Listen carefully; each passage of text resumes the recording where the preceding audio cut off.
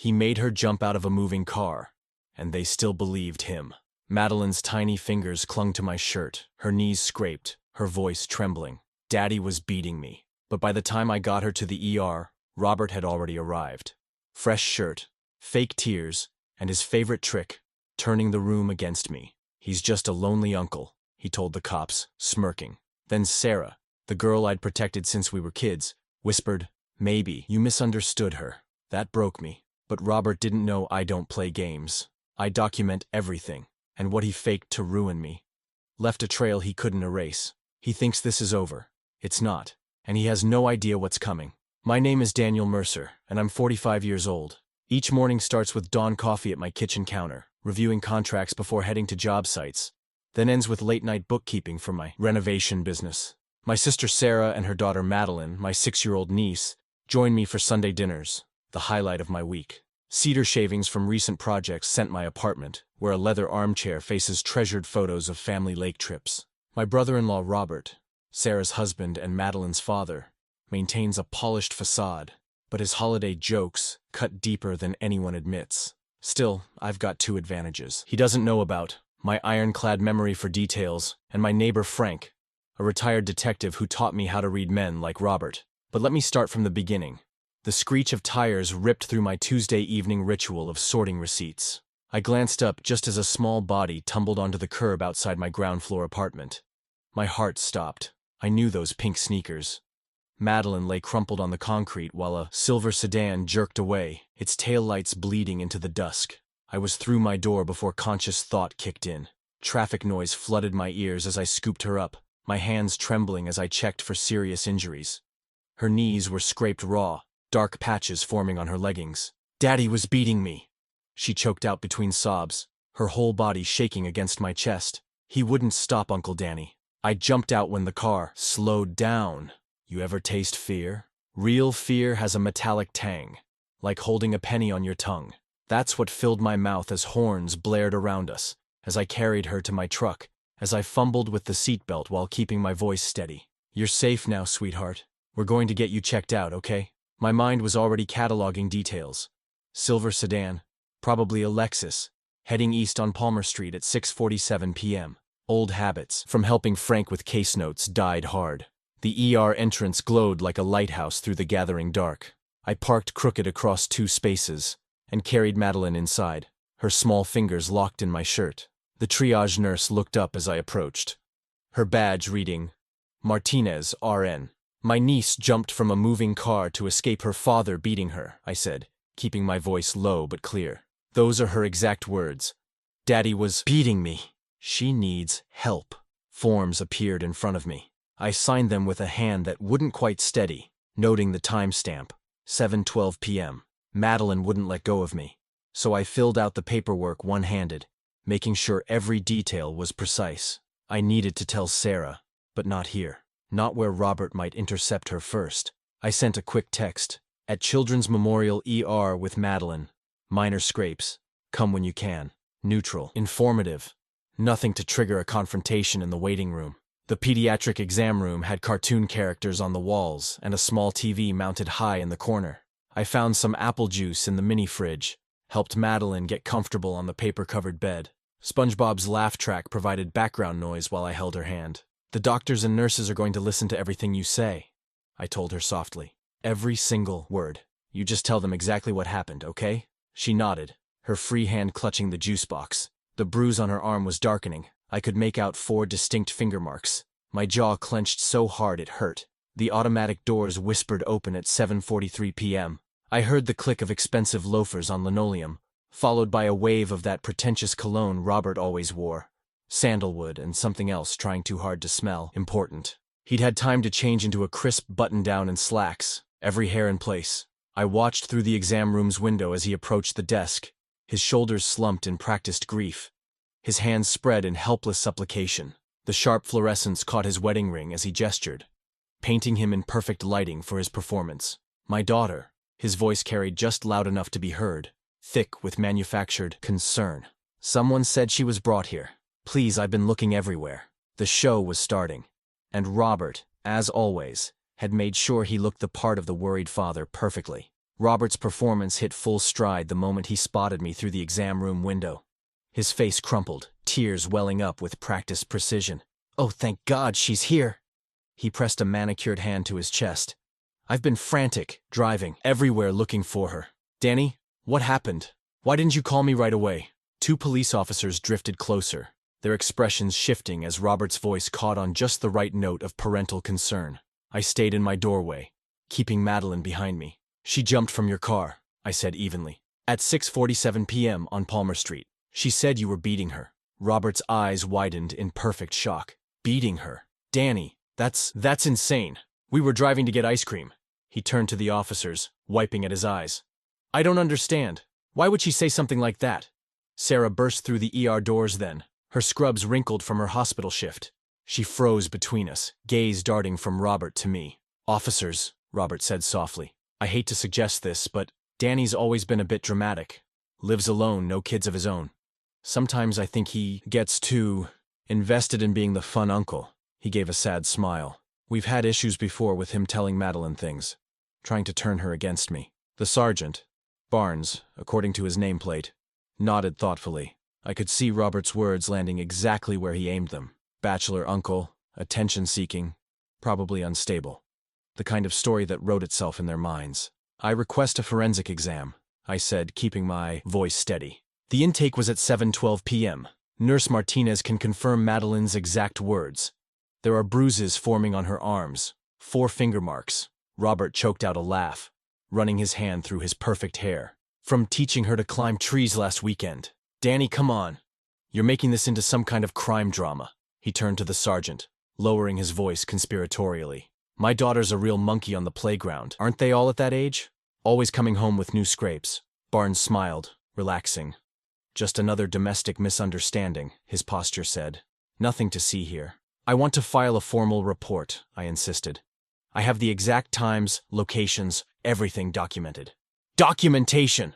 Robert threw his hands up, but his eyes gleamed, always with the little notebooks and timestamps. "Sarah, honey, please, talk some sense into your brother."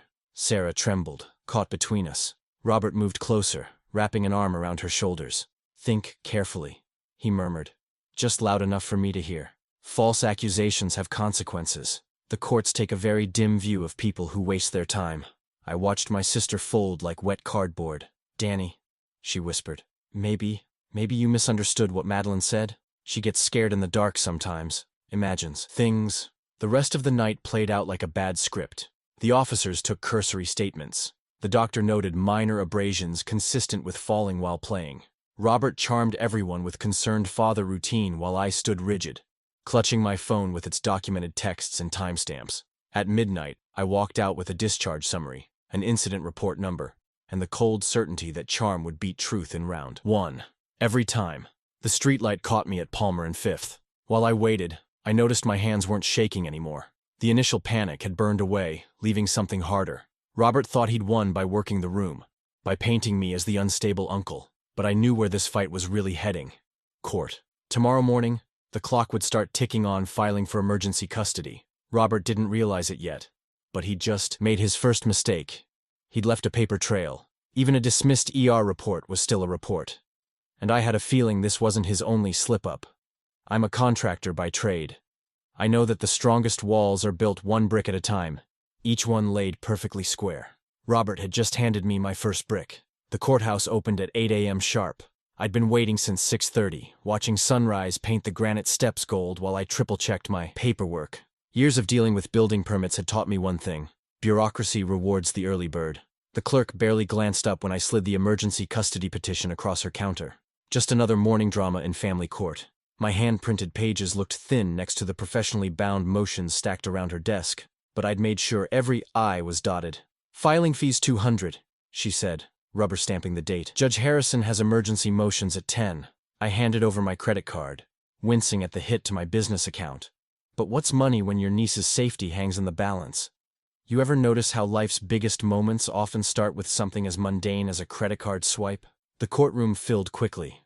Custody battles, restraining orders, the daily grind of families falling apart. I sat straight-backed in my work clothes, petition and ER records arranged neat as roof shingles on my lap. Robert swept in at 9:58.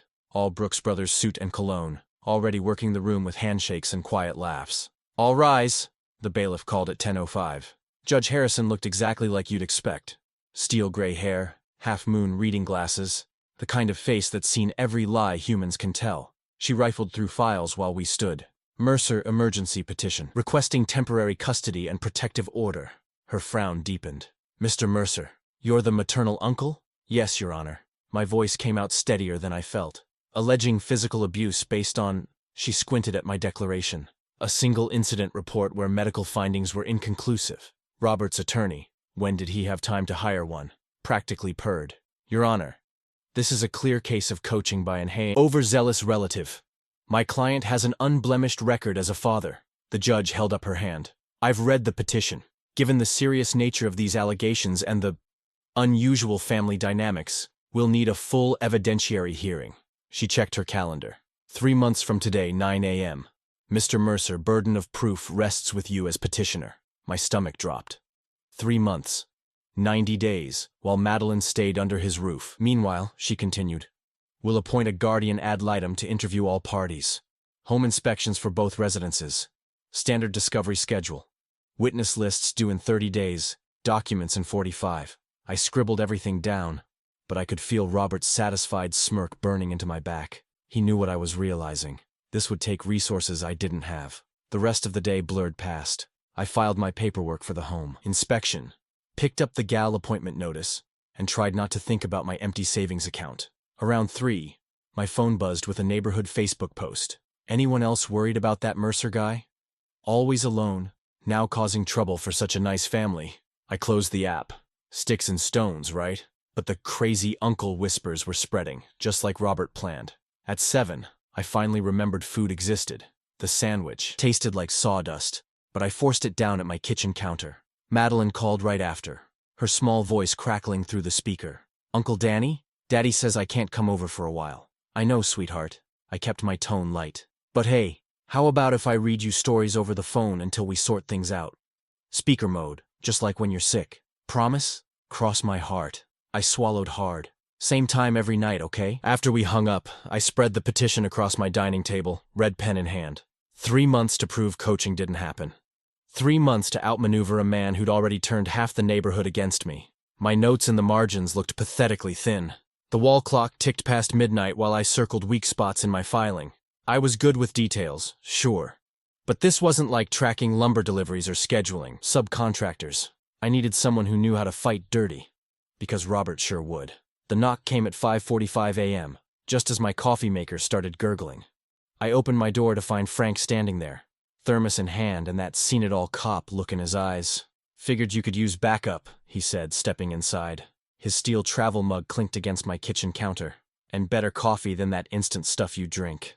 I'd known Frank for 3 years. Friendly waves, occasional chats about power tools he'd loaned me for jobs. But this was different. You know that moment when someone steps up just because it's right? Yeah, that was Frank. "Yesterday's hearing went south," I said, accepting a steaming cup. The rich aroma took me back to stakeouts from cop shows, though I figured real ones smelled more like stale donuts and resignation. Frank settled into my kitchen chair like it was an interrogation room. "Tell me everything. Start with the facts, just like you'd write them up." For the next hour, I laid it all out. The ER visit, Robert's performance, the judge's timeline. Frank listened the way only career law enforcement can, asking sharp questions about times, witnesses, documentation. "Here's what we know," he finally said, pulling out a notepad that had seen better days. "Your brother-in-law's got everyone fooled with his Sunday best act. But guys like him, they leave tracks. They just count on nobody looking hard enough." "What kind of tracks?" "Employment history is usually good for starters. People who hit kids tend to have temper issues at work too. School records, especially sealed ones.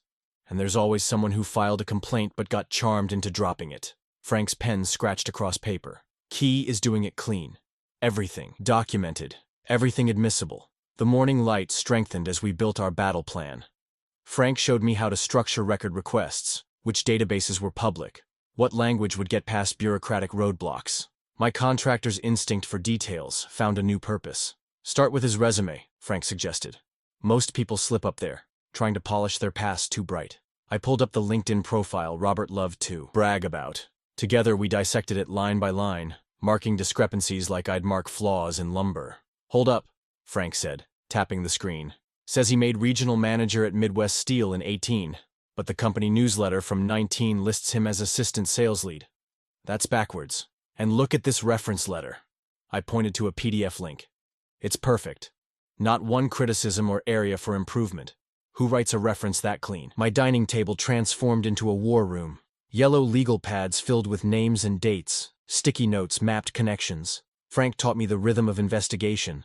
3 phone calls to verify each fact, documentation for every detail, always staying just inside the line. "Remember," he warned, "we're building a case, not a vendetta. Everything by the book." By sunset, I had a folder thick with leads and requests ready to file. My spine felt straighter than it had since the ER. This wasn't just anger anymore. It was strategy. Then my laptop chimed. New email from Robert's lawyer. Subject line, "Notice of supplemental evidence." Frank leaned in as I opened the attachment. My screen filled with notebook pages, lined paper covered in careful block letters trying to look young. "My journal," the first page announced in purple marker. "By Madeline." My throat closed up. Inside were entries dated over months, each one painting me as the villain. "Uncle Danny says mean things about Daddy. Uncle Danny tells me what to say. Uncle Danny makes me scared." "Son of a bitch," Frank whispered. I stared at those block letters, shaped to mimic a child's pain. Every page was a knife, crafted to gut my case in front of the judge. And tomorrow morning, they'd be official evidence. "He's trying to break you," Frank said quietly. Question is, are you gonna let him? I traced one purple letter with my cursor. Rage and helplessness wrestling in my chest. What do we do? You ever notice how truth hides in the most boring places? Between meeting minutes and dusty files, that's where secrets go to die. Or so guys like Robert hope. Frank and I hit the county records office right when they opened. The clerk knew him from his detective days and didn't even blink when we requested a decade's worth of school board archives. "Start with the disciplinary committee," Frank suggested, sliding another coffee my way. "Violence usually shows up early." I nodded, thinking of how Madeline flinched at sudden movements. My hands still shook some mornings, remembering her tiny body hitting that curb. But here in this fluorescent-lit room, anger had to wait. This was about patience. "Found something," I said after an hour. October 1995. Closed session vote on a student expulsion. Names redacted, but the student number matches Robert's ID pattern. Frank leaned in, squinting at the scanned page. "Good catch. What's the violation code?" Section 48900A1. Physical assault on school grounds. My finger traced the formal language. Beneath the bureaucratic words, I could see teenage Robert, already learning how charm could cover rage. We dug deeper. The minutes referenced an incident report filed by the campus police. Another hour of searching turned up the original. Robert had put a kid in the hospital over a cafeteria comment. The school board voted unanimously to expel. "That's one crack in his perfect image," Frank said. "But we need more." A hunch led us to cross-reference local rehab facilities from that same year. Most wouldn't confirm anything. But at the 4th place, an old intake clerk remembered Robert's case. "Oh, that young man," she said, voice crackling over the phone. "Came in under his mother's maiden name, but I never forget a face. Or that distinctive anchor tattoo on his wrist. Always wore long sleeves in court." I scribbled notes while she talked, documenting dates and details. Robert had done 60 days for anger management and substance abuse. Required by the school board, she thought, though those records were sealed. "One more thing," Frank said as we wrapped up the morning. "Let's run that glowing reference letter past my old PI contacts." The results came back within the hour. The company listed had closed 3 years ago. The phone number traced to a disconnected line. The signature belonged to someone who died before the letter's date. "He's getting sloppy," Frank said. Built his whole image on sand. I arranged everything in chronological order. The expulsion, the rehab stint, the fake reference. Each piece felt solid, backed by documents and testimony. For the first time since that night at the ER, I let myself smile. Maybe truth could win after all. The status conference started at 2. I walked in feeling steady, our findings organized in a clean timeline. The judge's chambers smelled like old wood and coffee, familiar now after weeks of hearings. Then Robert's attorney pulled out a pastel notebook. "Your Honor, we have new corroborating evidence," she announced, setting it on the table. A journal kept by the minor child. My stomach clenched as she opened it. Page after page of careful block letters, purple marker trying to look like a child's hand. I recognized the paper from Madeline's school supplies. She loved those rainbow-edged sheets. We direct the court's attention to the entry dated March 15th, the attorney continued. I forced myself to read the words. Uncle Danny scares me to lie about Daddy. He says mean things and tells me what to say. I don't want to lie anymore. The room tilted. Blood rushed in my ears while Robert's attorney droned on about spontaneous disclosures and the inherent reliability of children's contemporary recordings. We'll admit this provisionally, the judge said. Pending foundation testimony. I barely heard the rest. Every damning page felt like a blow, undermining months of work. My timeline of facts suddenly seemed thin against a child's supposed words. The hearing ended at 2:30. I stood in the courthouse hallway, watching Robert and his attorney leave with satisfied smiles. The wall clock ticked loud in the sudden quiet. Marking the moment, hope crashed down 2 floors. Frank touched my shoulder. This isn't over, he said quietly, but all I could see were those fake entries. Each one crafted to destroy me in front of the judge. The rain started around 6, needling against my windows while I spread the journal scans across my desk. Each page felt like a knife, the careful block letters slicing through everything I thought I knew. You ever notice how doubt hits harder after dark? How silence makes your mind replay every moment, wondering where you went wrong? I traced my finger over the purple marker strokes, remembering how Madeline loved those rainbow-edged sheets for her real drawings. Happy stick figures, holding hands, hearts, and flowers. Pure 6-year-old joy that had nothing to do with these cold, calculated words. Uncle Danny scares me to lie about Daddy. My throat tightened. Her real voice echoed in my head. From countless bedtime stories and Sunday pancake mornings, the way she'd giggle when I made funny voices, how she'd curl up in my old leather chair with her favorite book. That voice didn't match these harsh sentences, these adult accusations dressed in children's clothing. The phone felt heavy as I dialed my sister. 3 rings, then her cautious, "Hello. Sarah, about the journal. Danny, I can't." Her voice cracked. Robert showed me everything. The dates, the details. You know it's not real. You know Madeline. Silence stretched between us, filled with the father's poison. I could almost hear his whispers reshaping her memories, turning protection into persecution. Maybe, she hesitated. Maybe you got too involved. Saw things that weren't. The line went dead. I stared at the phone, my sister's doubt hitting harder than any court filing. Rain drummed harder as I imagined the trial. Madeline on the witness stand, tiny legs dangling above the floor. Opposing counsel wielding that journal like a weapon, twisting her words until truth drowned in confusion. Making her choose between uncle and father while cameras recorded every flinch. My stomach rolled. I grabbed my phone, thumbs hovering over the keys. Withdrawing petition. Can't put her through this. Delete. Type again. Delete. Each version felt like surrender. But wasn't surrender better than watching them break her on the stand? A knock at my door made me jump. Frank stood in the hallway, rain darkening his shoulders. "Thought you might be up," he said quietly. I waved him in, dropping into my leather chair. The one that used to mean peace before all this started. The familiar cedar smell from my workshop still clung to the leather, a reminder of simpler days. "I can't do it, Frank." The words spilled out. "Can't make her face him in court. What if I'm making everything worse? What if—" Frank let the silence stretch, patient as winter. He knew sometimes quiet does the heavy lifting better than words. "You planning to quit?" he finally asked. "Been writing the withdrawal all night." I gestured at my phone. "Keep deleting it.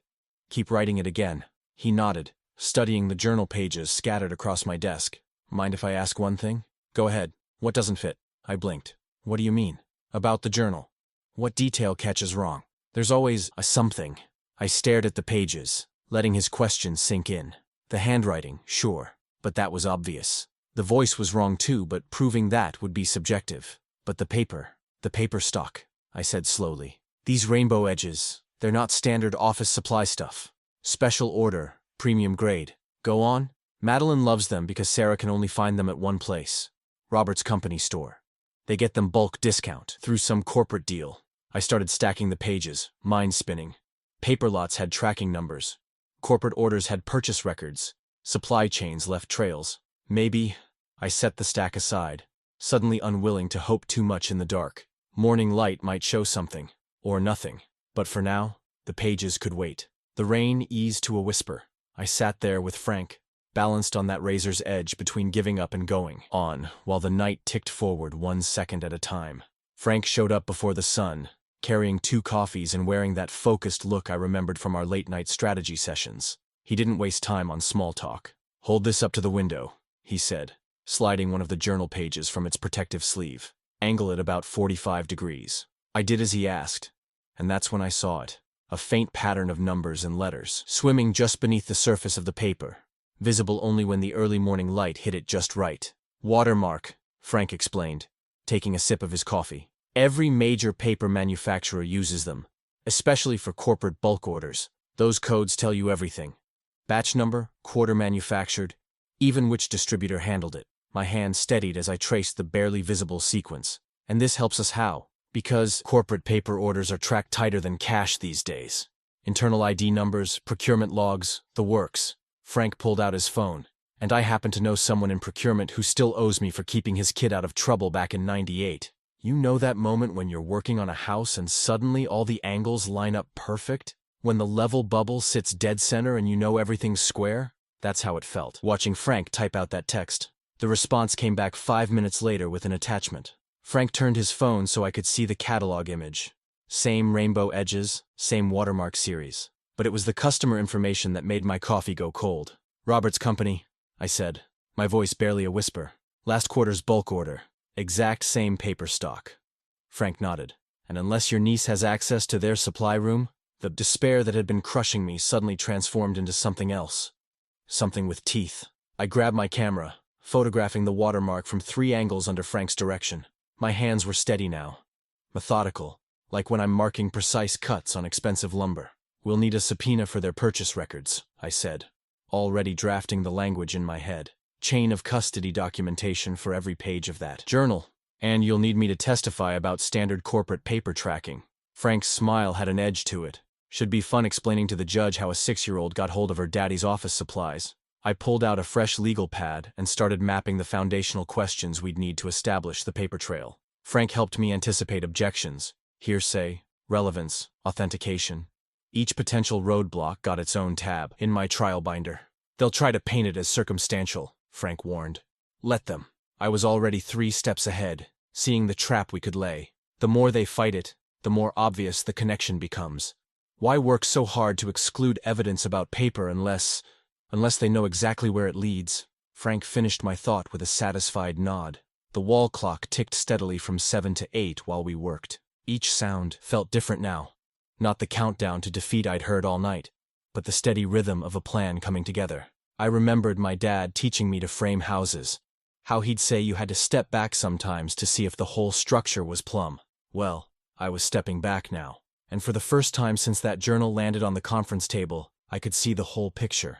More importantly, I could see the weak spot in Robert's perfect facade. I closed the binder, each tab labeled and color-coded, evidence organized like tools in my workshop. The relief I'd been chasing for weeks was finally there, hardening into something stronger, something with purpose. "Ready to spring this?" Frank asked. I thought about Madeline, about truth and lies, about paper trails leading right to Robert's door. More than ready. The morning light was streaming through my windows now, turning the journal pages transparent where they lay on my desk. Funny how something meant to break us might end up being the very thing that brought the whole house of cards down. Ever notice how time moves different when you're preparing for something big? The hours stretch and compress like an accordion, never quite matching the clock on the wall. That Monday before trial felt like that. 1 minute I was racing through exhibits, the next I was lost in some tiny detail that mattered more than sleep. I'd turned my kitchen table into command central, spreading out papers like I was planning to build the most important house of my career. In a way, maybe I was. Frank sat across from me, his reading glasses perched on his nose as we double-checked every exhibit number. "Let's run through your testimony again," I said, shuffling my notes. "We need to establish the watermark. Identification first, then I explained corporate paper tracking systems, procurement processes, and how unique identifiers work." Frank's voice had the steady patience of someone who'd testified hundreds of times. "Don't worry, Danny. I've got it down cold." I nodded, but kept checking anyway. Each photograph of the watermark got its own exhibit sticker, carefully placed where it wouldn't obscure the crucial codes. The procurement invoice from Robert's company went into a clear sleeve, yellow highlights marking the matching batch numbers. You know what's funny? All those years of keeping meticulous job site records, documenting every change order and material delivery. It was like I'd been practicing for this moment without knowing it. My hands moved with the same careful precision I used when marking expensive crown molding. Measure twice, cut once. Except now I was measuring words and evidence instead of wood. Around 2 o'clock, I started drafting my opening statement. Frank had suggested framing it around something I knew, so I went with construction. Truth isn't built in a sprint, I wrote. It's assembled piece by piece, like any solid structure. Today, we're going to examine the foundation of a story and test whether it can bear the weight of scrutiny. The motion opposing the journal's admission took longer. Legal language is nothing like talking to clients about bathroom remodels, but I kept it simple. No proper chain of custody, no authentication, no admission. Each point backed by case law Frank helped me find. "You've got good instincts for this," he said, watching me work. "Methodical. That's what wins cases." I thought about those words while I got my suit ready for morning. The gray one, not too flashy, pressed sharp enough to show respect for the court. My good shoes got an extra polish. Amazing how focusing on small tasks can steady your hands when your mind's racing. The wall clock chimed 7, just as I finished writing a reminder card for my pocket. 3 months. Facts only. Simple words to anchor me when emotions tried to take over. I'd learned that from building. When things get complicated, go back to your basics. Madeline's bedtime call came right on schedule. "Uncle, Danny, can we have pancakes tomorrow, after court?" "If the judge says it's okay, absolutely." I kept my voice light, switching our usual dragon story to one about a clever detective who solved mysteries by paying attention to small details. She loved it, especially when the detective found hidden clues in ordinary things, like paper. After we hung up, I set my alarms with the same care I use measuring load-bearing joints. One on the nightstand, one on that old kitchen timer that's never failed me even during the worst insomnia nights. Some tools you just trust. The rain that had been hammering all day finally eased up around 10. I stood at my window for a minute, watching water drip from the eaves. 9 hours until the courthouse opened. 9 hours until everything we'd built would be tested. I switched off my lamp and lay down, listening to the occasional car swish past on wet streets. My mind wanted to race ahead, imagine every possible outcome, but I pulled it back. Like any complex project, you have to take it one step at a time. Tomorrow would come soon enough. The kitchen timer ticked steadily in the darkness, counting down to whatever the morning would bring. The morning session started exactly how I'd planned it during all those late nights with Frank. I stood at the podium, took a slow breath, and began laying our foundation, brick by brick. "Your Honor, over the next few hours, we'll examine a pattern of deception that touches every aspect of Robert Keller's public image." My voice came out steady, the same tone I use explaining complex renovations to anxious homeowners. This pattern didn't start with his daughter's allegations. It began decades ago. You ever notice how a courtroom feels different from regular rooms? The air's heavier somehow, like it knows the weight of what's happening. I could feel that weight as I walked the judge through our first exhibit, the sealed school board minutes from 25 years back. "Mr. Keller was expelled for violent conduct at age 19, I said, watching the judge's eyebrows lift slightly. "The victim required medical attention." The board voted unanimously. Robert's attorney shot up. "Objection, Your Honor. Ancient history, more prejudicial." "Then goes directly to pattern and credibility," I countered, grateful for Frank's coaching on keeping responses crisp, "and sets context for what follows." The judge studied the yellowed pages. "Overruled. Continue." I moved methodically through our timeline. The rehab stint came next, verified by Nancy Fletcher, the intake clerk who'd remembered Robert's distinctive shoulder tattoo. His attorney tried objecting again, stumbling over dates, but the judge's questions grew sharper with each documented lie. "So the defendant used an alias for admission?" The judge's pen hadn't stopped moving. "Yes, Your Honor. And this relates directly to the employment history before the court. Like Frank taught me, I kept my exhibits organized and my pace measured. Each revelation built on the last. The fake reference, the dead-end phone number, the impossible timeline of promotions. I felt like I was framing a house. Each piece had to fit just right. You know what's strange? The gallery behind me was packed. I could sense them leaning forward, catching every detail. But I never turned around. Couldn't risk seeing Madeline's face or my sister's doubt. Had to stay focused on the structure we were building. Robert kept his politician's smile, but I noticed his right hand, the one that had struck my niece, clenching tighter with each exhibit. His attorney's objections grew more desperate. especially when the judge started asking about concerning patterns of misrepresentation. I held our ace about the journal's paper trail back, just like Frank and I had planned. Let Robert's team think they still had their trump card. When they introduced the journal after lunch, they'd claim it proved coaching.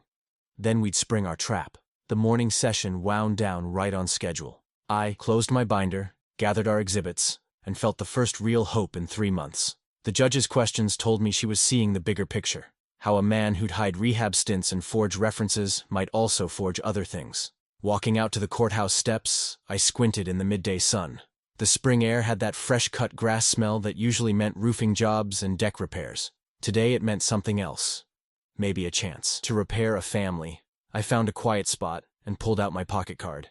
3 months, facts only. My tie felt tight, but I adjusted the knot anyway. Habits help steady the nerves, and I needed steady for what was coming next. The afternoon session would be the real test. Either the journal's paper trail would expose Robert's final lie, or, well, there wasn't any or. We had the evidence. We had the truth. Now we just had to let it do its work. I checked my watch. 45 minutes until we reconvened. Just enough time to review Frank's testimony one more time and make sure our photos of the watermarks were in perfect order. The next few hours would determine everything. After lunch break, I watched Frank take the stand with the same calm he'd shown teaching me to trace paper trails. His silver hair caught the fluorescent lights, and his posture stayed cop straight. 30 years of testimony training doesn't fade. Could you explain what we're seeing here? I asked, adjusting the document camera to catch the journal page at the right angle. Frank leaned toward the microphone. If you'll direct your attention to the lower right corner. He used his pen like a pointer. When held at approximately 45 degrees, you'll see an alphanumeric sequence. That's what we call a watermark code. You know that moment when you can feel a room start paying attention differently? That happened as Frank walked everyone through what those little numbers meant. Each corporate paper order gets its own identifier, he explained, his voice steady as a foundation wall. Makes it traceable. Who ordered it, when it was received, which department it went to. Standard practice for managing controlled stock. Robert's attorney shifted in his chair. I kept my questions clear and direct, just like we'd practiced. And what did you discover about this particular code? It matches the third quarter order for Midwest Dynamics, specifically their executive suite supply chain. Frank's eyes never wavered. I confirmed this through their procurement office. I introduced the invoice next, then the receiving log. Each document felt like another nail in a coffin Robert had built himself. The distribution slip was last, the one showing his employee badge number clear as day. And based on your experience, I asked, what conclusions can you draw about this paper's origin? Objection! Robert's attorney was on his feet. Calls for speculation. The judge looked up from her notes. Overruled. The witness has established sufficient expertise in corporate document tracking. You may answer. Frank squared his shoulders. This paper came from a controlled corporate supply, issued to Robert Keller's department within the last 6 months. It couldn't have been available to his daughter for a personal diary before that. You ever seen someone's facade crack in slow motion? Robert's shoulders dropped about an inch, then another. His perfect posture melted like ice in spring. No actor could have rehearsed that kind of defeat. Your Honor, I said, we request judicial notice that the provenance claimed by the East defendant regarding this journal is a physical impossibility. The judge was already writing. The gallery behind me buzzed like power lines in summer heat. I caught a whiff of that distinct courtroom smell. Old wood polish mixed with paper warming under lights. Funny how some scents stick to memory. The court will issue findings from chambers before close of business today, the judge announced, gathering her files. Her tone had that particular gravity judges get when they've seen enough. We're adjourned until then. Robert wouldn't look at anyone as he followed his attorney out. The gallery's whispers grew louder. They didn't need an official ruling to know which way the wind was blowing. I watched Frank step down from the witness stand, and my hand was steady when I shook his. The wall clock read 2:47. By 5, we'd have the judge's decision. By tomorrow, HR would have questions about corporate resources. By next week, well, dominoes fall at their own speed. I gathered our exhibits while the courtroom cleared. My tie still felt tight, but now it was more like armor than a noose. Frank helped me pack up, neither of us saying much. Sometimes silence says everything about a job well done. The afternoon sun slanted through the high windows, turning dust motes into tiny stars. In a few hours, I'd be able to call Madeline, maybe even see her if the orders changed. For now, though, I just sat in that emptying courtroom, letting truth settle into all the spaces lies had tried to fill. The bailiff's "all rise" came at 4:48 p.m. I'd spent the last 2 hours wearing a path in the courthouse hallway carpet, checking my phone every few minutes like it might suddenly have answers. Judge Morrison settled into her chair and adjusted her reading glasses. The air felt thick as wet concrete while she shuffled through papers. Ever notice how time stretches like taffy in moments like that? Having reviewed the evidence presented, she began.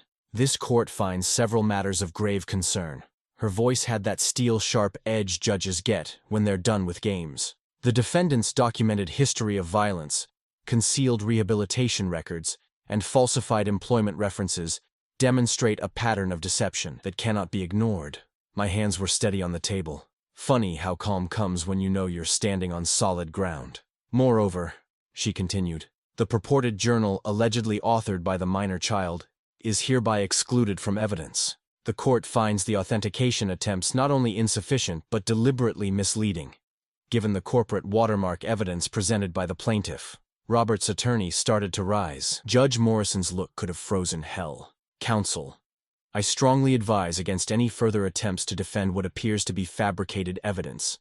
This court takes a dim view of such tactics. The gallery behind me was dead silent. You could have heard a paperclip drop.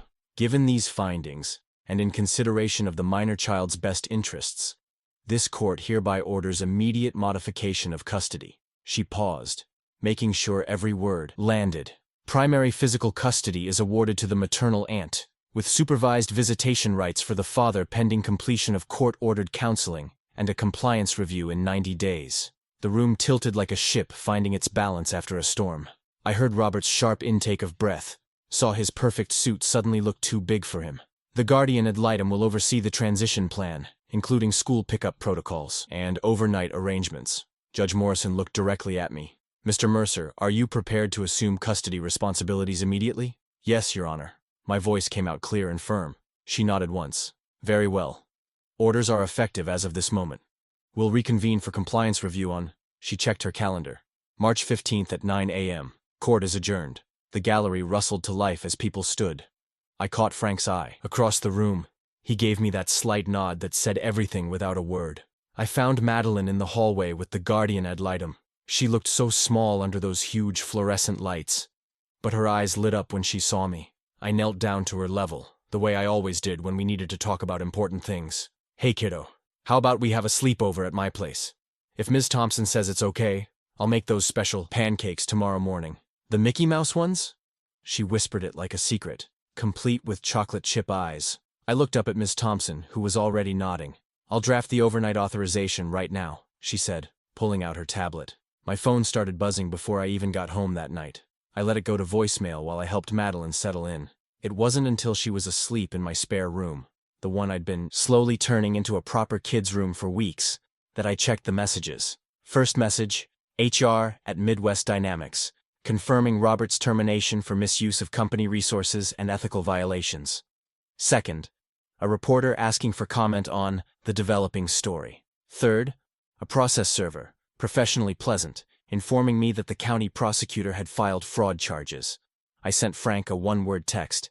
Delivered. The next morning, after Madeline had demolished her Mickey Mouse pancakes and headed off to school with Ms. Thompson, I met Sarah at that quiet little cafe on Oak Street, the one where we used to share cinnamon rolls when we were kids. We'll figure out a schedule, I told her, sliding the court orders across the table. I'll handle school pickup on Mondays and Wednesdays.